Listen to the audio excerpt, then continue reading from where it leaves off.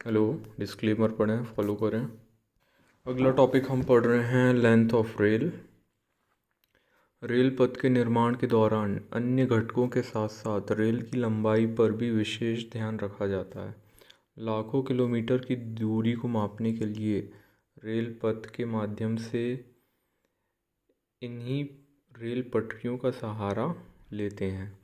यह लंबी दूरियां अनेक रेलों को जोड़कर तय की जाती हैं। अधिक जोड़ या जॉइंट्स होने पर बंधक जैसे धारण पट्टियाँ, फिश प्लेट, कील, हुक, बोल्ट, चेयर्स व चाबी भी अधिक प्रयुक्त होंगे, जो रेल बिछाने का व्यय को बढ़ाएंगे। अतः तय हुआ कि जोड़ कम से कम हो।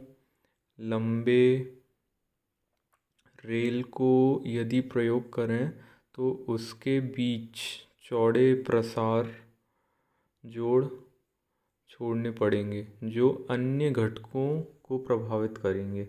अतः रेल की लंबाई की सीमा को सुनिश्चित करने के लिए यह तय किया गया कि रेल की कम से कम लंबाई भारतीय वैगन की लंबाई के बराबर तो होनी ही चाहिए। यह लंबाई 3.66 मीटर ली जाती है। जिस रेल की पटरी पर एक संपूर्ण माल डब्बा वैगन खड़ा हो जाए वही रेल की लंबाई कहलाती है, और यह माल डब्बे के दो सन्निकट धुरियों के बीच की दूरी न्यूनतम रेल की लंबाई को प्रदर्शित करती है। भारतीय रेलवे ने रेलवे की प्रमाणिक लंबाई विभिन्न गेजों के लिए निम्नलिखित निर्धारित की है। ब्रॉड गेज के लिए 12.8 मीटर, मीटर गेज के लिए 11.89 मीटर।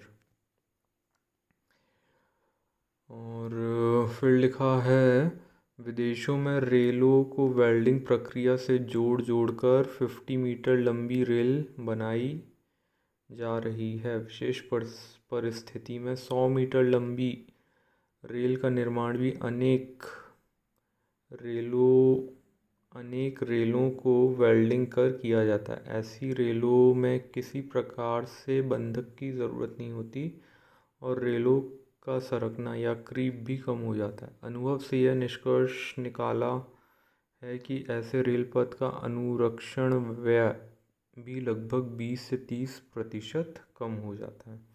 ओवरऑल ये रेल की लंबाई के बारे में यहाँ पे बताया गया है कि एक रेल की टोटल लंबाई कितनी होनी चाहिए। तो इसमें ये बोला कि जितनी ज़्यादा लंबाई होगी उतने कम उसमें जो रेल को स्लीपर्स से जोड़ने के लिए जो फास्टनिंग एंड फिक्सचर है, जैसे कि हम यहाँ देख रहे हैं, बियरिंग प्लेट, फिश प्लेट, कील, हुक, बोल्ट, चेयर्स, चाबी, ये सब कम यूज़ होंगे तो कॉस्ट कम हो जाएगी और साथ ही मेंटेनेंस भी कम हो जाएगा, उसमें क्रीप भी कम हो जाएगा। इसमें ऐसा लिखा है कि इंडिया में जितनी जो डब्बे की लंबाई रहती है उतना हम एक रेल की लंबाई कर देते हैं, 3.66 मीटर। और यदि हम चाहें तो हाँ, फिर एक चीज़ और बोली गई है कि चौड़े गेज के लिए भारतीय रेलवे ने प्रमाणिक लंबाई रखी है 12.8 मीटर, मीटर गेज के लिए 11.89 मीटर। फिर हम ऐसा कर सकते हैं, क्योंकि बाहर विदेश में वेल्डिंग कर करके रेल की लंबाई काफ़ी हम बड़ी की जाती है, तो इंडिया में भी हम ऐसे कर सकते हैं, 50 मीटर तक भी हम लंबी कर सकते हैं, कभी कभी हम 100 मीटर तक भी लंबी कर सकते हैं। इससे क्या होगा कि हमारा जो मेंटेनेंस कॉस्ट है वो 20 से 30% कम हो जाएगा।